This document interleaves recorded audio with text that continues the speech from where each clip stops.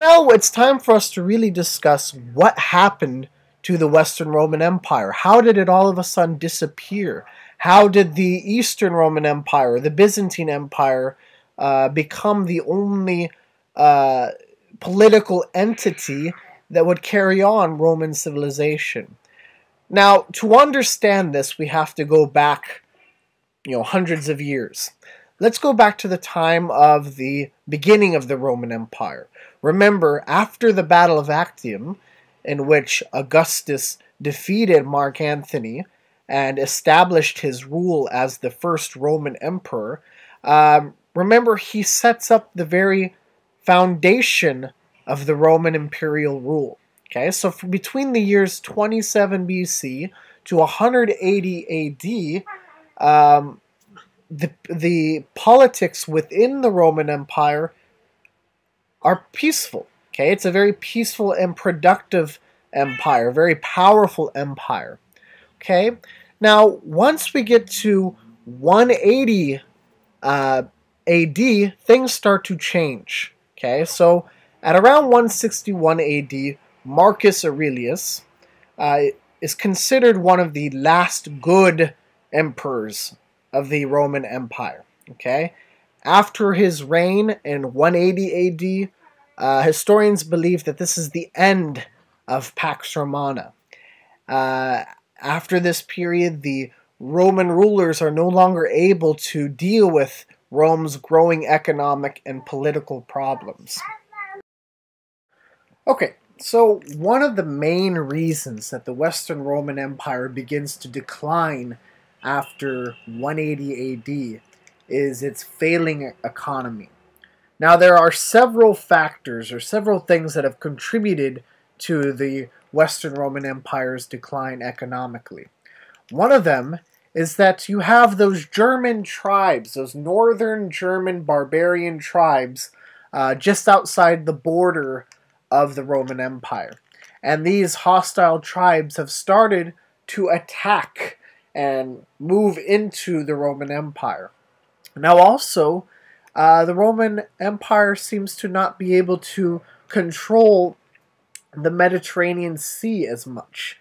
And there are pirates attacking Roman ships, okay? So these hostile tribes and these pirates in the Mediterranean are all making trade within the Roman Empire very difficult. Now, and the second point is very much related to the first point. The Roman Empire has stopped expanding. Okay, so the Roman Empire, after the reign of Hadrian, one of the Roman emperors in the past, really becomes a defensive empire. No longer is the Roman Empire expanding. Now, this has a major consequence. Okay, because the Roman Empire is no longer expanding, the Romans lacked new sources for gold and silver. Okay, so let me repeat this. Because the Roman Empire is no longer spreading or expanding or becoming bigger, the Romans lacked resources in gold and silver. Now, the Roman Empire, during this time, after 190 AD, becomes desperate for money. And the Roman government has to raise taxes to do this. Now, does anybody really like paying taxes? No, of course not. So the Roman people were very upset at the Roman government for raising taxes. Making things even worse was that the Roman government started creating coins that used less silver. Okay? Now, if you have a coin that is made with less of a very important metal, it's not going to be worth as much. So the Roman economy, after the Pax Romana, suffered from what we call inflation. Now, inflation is when it takes more money than in the past to buy a product. So, for example, if a kilo of tomatoes used to cost 10 pounds 20 years ago, a kilo that if a country is suffering from inflation, that kilo might cost 50 pounds or 50 piastres because of the money not being worth as much. Okay, so these are the two main factors that led to the decline in the Roman economy. But it wasn't just economic problems that led to the decline of the Western Roman Empire. There were also very key, very important political and military problems that had a huge effect on the ability of the Western Roman Empire to survive. Remember, it was the very organized, very powerful Roman military that allowed the Roman civilization to expand throughout the Eurasian landmass. The Eurasian landmass is both Europe and Asia. So after the Pax Romana, by the 190 AD, it was becoming clear that the Roman emperors could no longer trust the Roman military. And this was a very huge problem for the Roman Empire, for any civilization for that matter. If you cannot trust your military to protect your government, to protect your people, it's a very strong sign that your government is about to fail.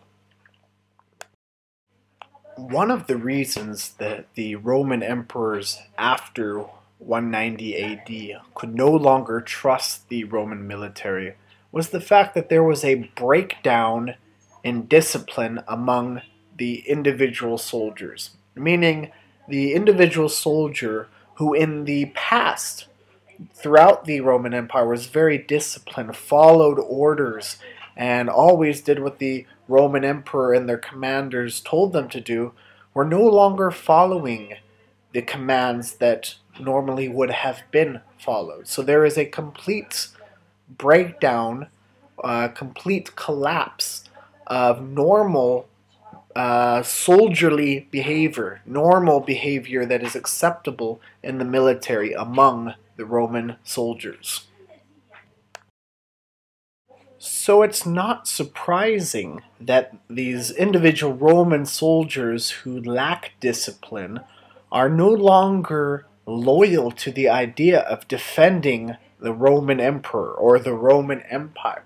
So after the period of Pax Romana, these individual soldiers are not loyal to the Roman Empire, but are loyal to their individual commanders. Okay, so they are loyal to their generals. They are loyal to military leaders and not necessarily the Roman Empire. And this has a huge effect on the politics within the Roman Empire, because that means that instead of having one emperor who gives orders to military commanders, and those commanders tell the individual soldiers to carry out these commands, you have one emperor giving commands, the general does what it wants, and basically the soldiers follow whatever general they like the most. So you have a collapse of political authority in the Roman Empire because the Roman military no longer recognizes or no longer believes that the emperor should rule or should have power over these generals. Okay, so you can see this is a huge problem for the Roman Empire. So here's the situation. The Roman military, which used to be the foundation of the Roman civilization, the whole reason the Roman civilization has been able to flourish or be successful for the past thousands of years, is now breaking down. Okay, now what option did the what option did the Roman emperors have during this time? Now, for the longest time, the Roman military was made up of Roman citizens, okay? People who were loyal to the government, people who were fighting for this idea of the Roman civilization, the Roman Empire, against against foreigners who they considered barbarians, like the northern Germanic tribes, like some of the civilizations in the Middle East and Asia. They were all considered barbarians, unsophisticated because they were not Roman. Now, the Roman emperors cannot depend on the Roman people to fight in the Roman military. So they have to start hiring soldiers who are non-Roman. They have to hire non-Roman soldiers to serve in the military. Now, we have to ask ourselves, are these non-Roman soldiers, these mercenaries, going to be as loyal to the Roman Empire as the Roman citizens? Of course not.